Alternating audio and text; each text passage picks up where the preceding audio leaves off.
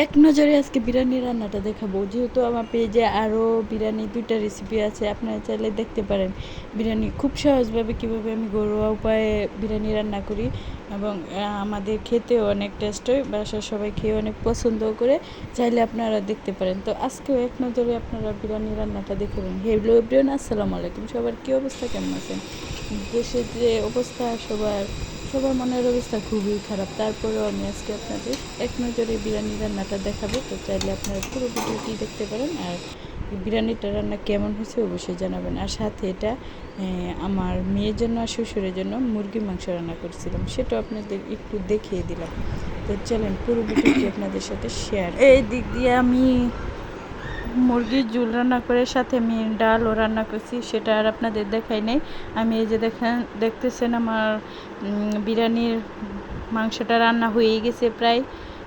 আমার আগে মনে ছিল না কাঁচামরিচ দিতে। এই যে দেখেন আমি ছোট্ট ছোট্ট করে কাঁচামরিচ কুচি দিয়ে দিচ্ছি। কাঁচামরিচ কুচি দিয়ে দিবেন, দারুণ একটা ঘ্রাণ বের হবে, চমৎকার।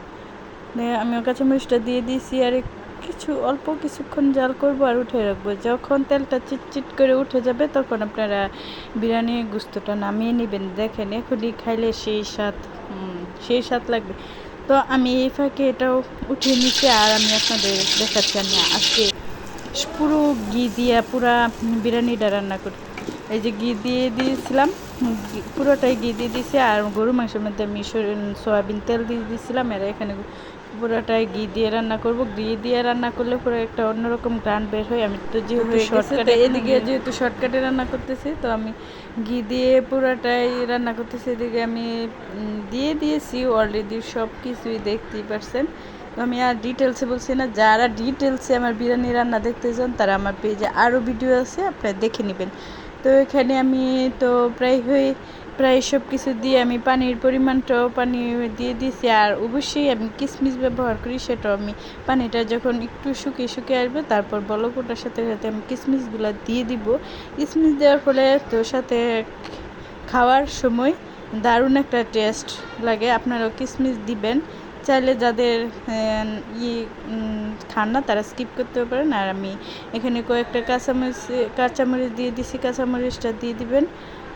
তো কাঁচামরিচ দেওয়ার ফলে আমি ডেকে দিয়েছিলাম। এই যে বলক ওঠার পরে আমি চুলাটা বাড়িয়ে রান্না করছিলাম। এখন আমি লো হিটে রান্না করব।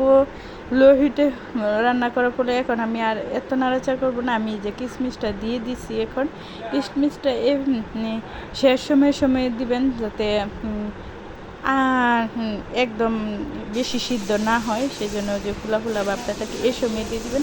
তো লবণটা চেক করে এই সময় লবণটাও দিয়ে দিতে পারেন। আর যারা একদম লবণ চেক করতে হয় না, তারা না চেক করলেও পারেন, স্কিপ করে যাবেন। দেন আমি এখন কিশমিশটা দিয়ে দিছি, আর নাড়াচাড়া করব না। আমি এখন ডেকে আর কিছুক্ষণ